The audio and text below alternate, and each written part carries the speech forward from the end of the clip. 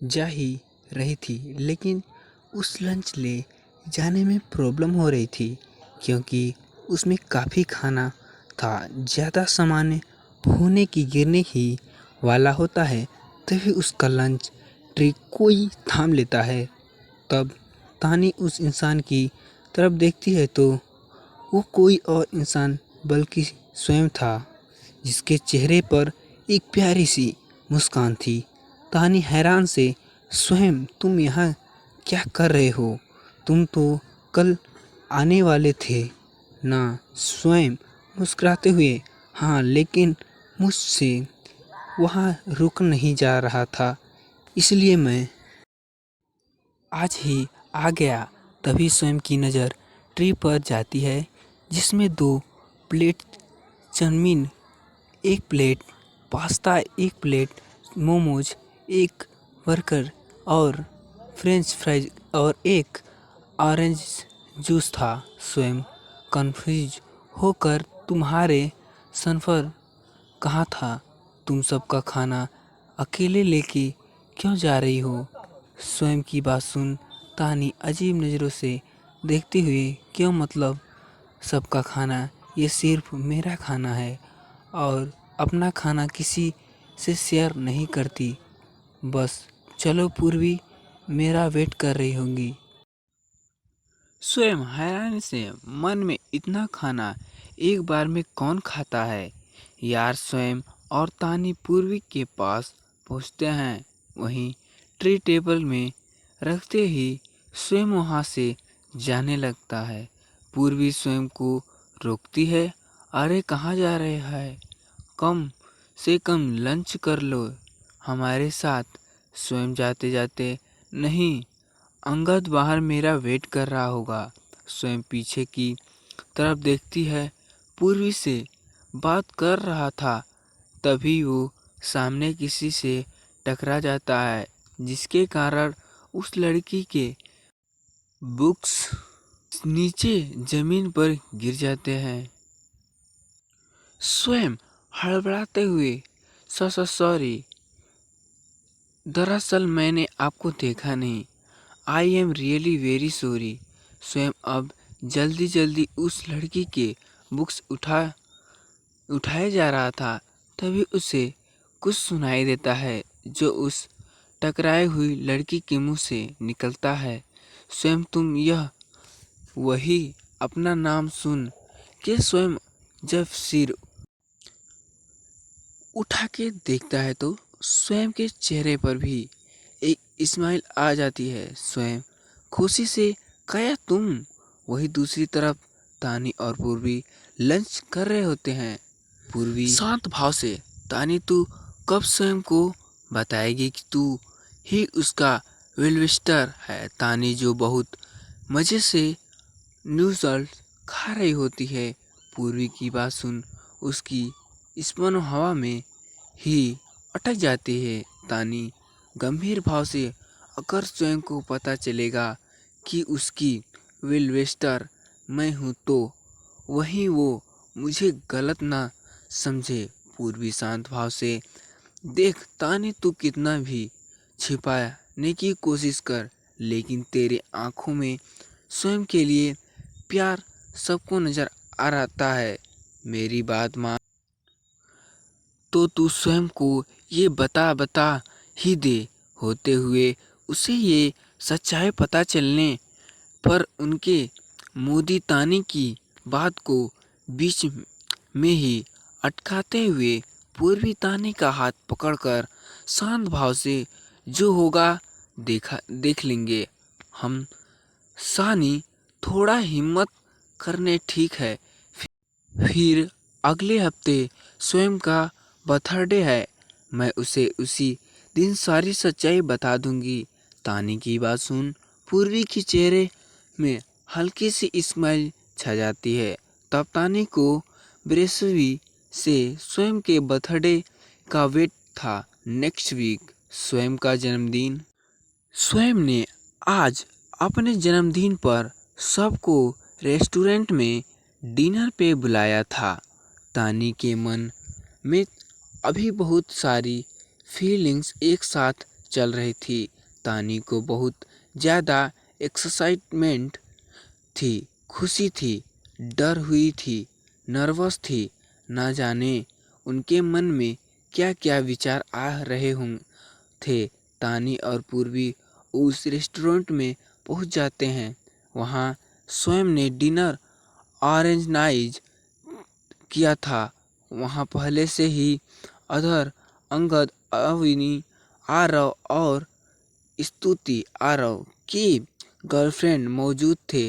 स्वयं अब सबको वहां पाकर अपनी जगह पे खड़ा हो जाता है और सबकी तरफ देखते हुए स्वयं खुशी से, मुझे आप सबको किसी से मिलवाना है। स्वयं की बात सुन सभी हैरान से उसे ही देख रहे थे। तभी स्वयं कायो को आवाज़ लगती है और काया स्वयं के बगल में आकर खड़ी हो जाती है। स्वयं काया की तरफ इशारा करती हुई, you all met my girlfriend. Kaya स्वयं की बात सुन तानी स्तंभ रह जाती है। तानी की पैरों तले ही जमीन खिसक चुकी थी। उसे अपने चारों तरफ धुंधलापन छाते हुए दिख रहा था। तानी की हालत देख पूर्वी जैसे तैसे तानी को संभालती है। वहीं वहां मौजूद हर शख्स हैरान से स्वयं और काया को देखे जा रहा था। सब को ऐसे देख स्वयं हैरान से, तुम सब कुछ तो कहो, ऐसे मुझे क्यों देखे जा रहे हो? अंगद गुस्से से अपनी जगह से उठते हुए, ये तू क्या कह रहा है? स्वयं तू तो अपनी वेलवेस्टर से प्यार करता है ना? स्वयं हैरानी से, ये तू कब कह रहा था? मैं अपनी वेलवेस्टर से प्यार नहीं करता। स्वयं की बात सुन सब उसे हैरान से देख रहे होते हैं।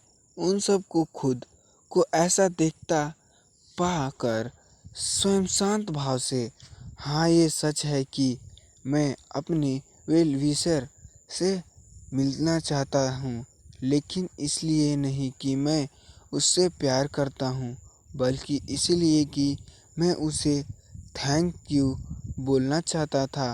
अंगद नाराज होते हुए, लेकिन तू एक बार पता तो कर ले कि विल्वेसर है कौन? शायद वे तुझे पसंद करती हो।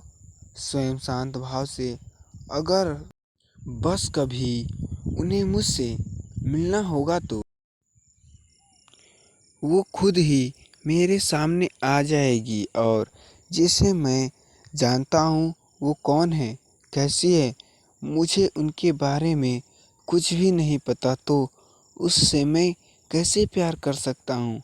अंगद झूठी मुस्कुराहट के साथ, तुझे जो भी ठीक लगे। अगर तेरी खुशी काया के साथ है तो तेरी खुशी में ही मेरी खुशी है। अंगद की बात सुन स्वयं खुशी से उसे गले लगा लेता है।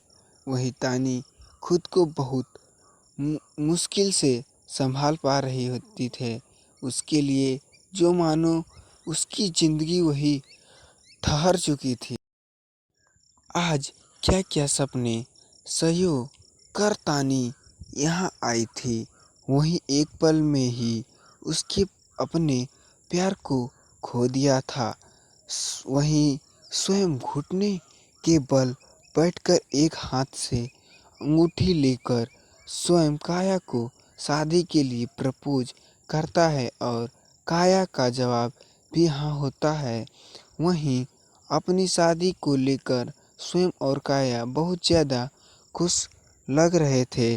स्वयं और काया की खुशी से सभी खुश थे।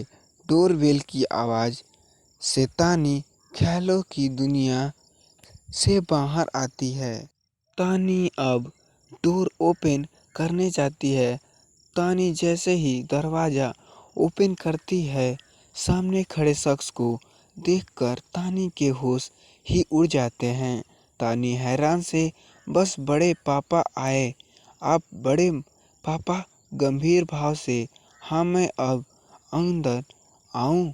ये मुझे ऐसे ही बाहर खड़े करके रखेगी? तानी हड़बड़ाते हुए, जी अंदर आइए बड़े पापा। अंगद आते हैं और सोफे पे बैठते हैं।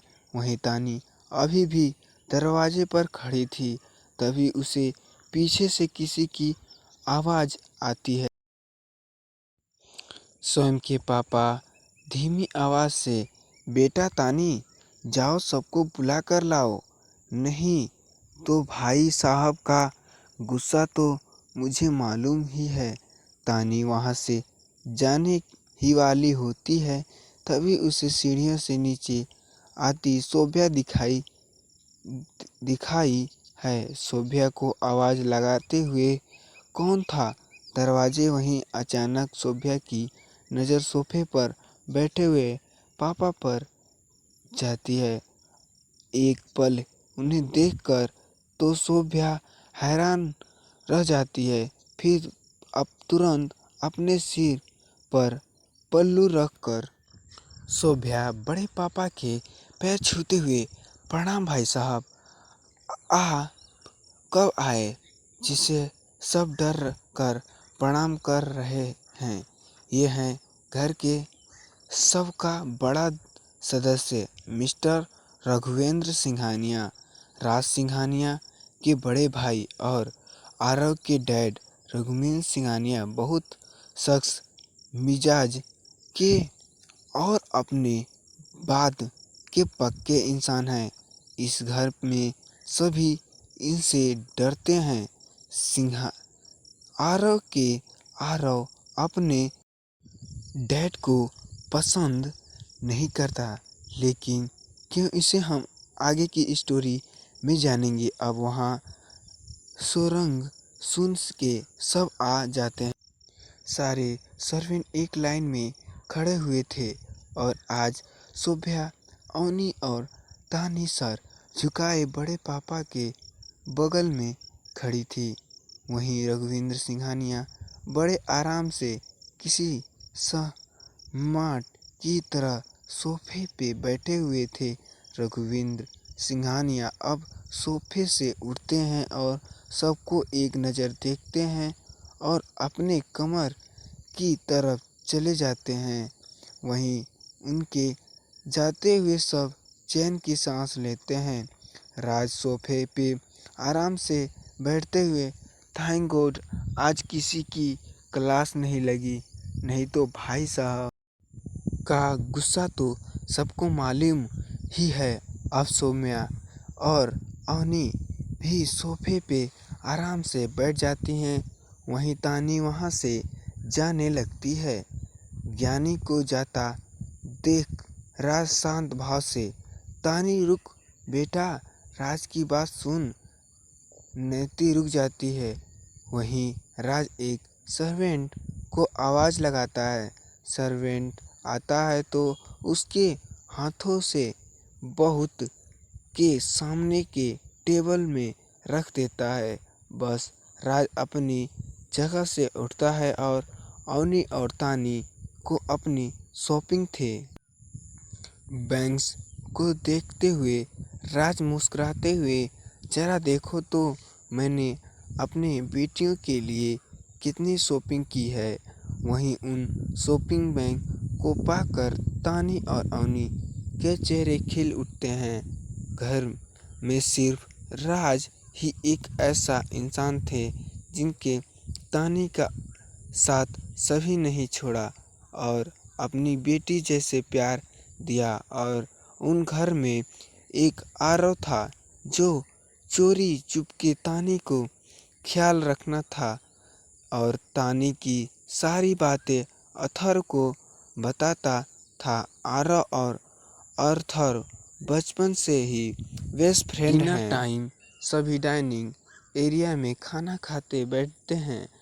आज पहला बार था सब तानी उन सबको साथ वहाँ थी। नॉर्मल तानी अकेले ही खाना खाया करती थी, वहाँ सब रघुवेंद्र मौजूद नहीं। तानी सबको खाना परोस रही थी। आज तानी ने खुद आपके लिए खाना बनाया था। तानी बस सबको खाना परोस लेती है और स्वयं की तरफ खाना परोसने बढ़ती है, अपनी प्लेट के बीच अपना हाथ रखते हुए। स्वयं रूट वाइफ में स्वयं की बात सुन तानी को बहुत बुरा लगता है। फिर तानी कुछ नहीं कहती और जाकर चुपचाप खाने के लिए बैठ जाती है। वहीं स्वयं उठकर जाने वाला ही होता है, लेकिन पापा को आता देख के वहीं रखना बेहतर समझा। रघुवेंद्र आकर रेड चेयर पर बैठते हैं। सभी खाना खा रहे होते हैं। रघुवेंद्र गंभीर भाव से, मुझ आप सब कुछ कहना है। रघुवेंद्र की बात सुन रघुवेंद्र की तरफ देखते हैं। रघुवेंद्र आगे कहते हुए, मैं रिटायरमेंट लेना चाहता हूँ और चाहता हूँ कि कंपनी का सारा भार तुम सब पर छोड़ दूँ। वहीं रघुवेंद्र की बात सुन सभी उसे हैरान से देख रहे होते हैं। रघुवेंद्र गंभीर भाव से, मैंने फैसला किया कि बस सबको अपनी नई पोजीशन संभालने चाहिए। मैं प्रेसिडेंट के प्रोजेक्शन के इस्तीफा दे रहा हूँ और मैं ये चाहता हूँ कि आज तुम प्रोडक्शन के पोस्ट को संभालो। राज हैरानी और परेशानी से, भाई साहब लेकिन सब इसकी क्या ज़रूरत है, और अगर मैं प्रेसिडेंट बन गया तो पोस्ट पर कौन होगा? आगे कहते हुए रघुवेंद्र शांत भाव से, स्वयं तुम मैनेजर डायरेक्शन और आरव तुम सीईओ।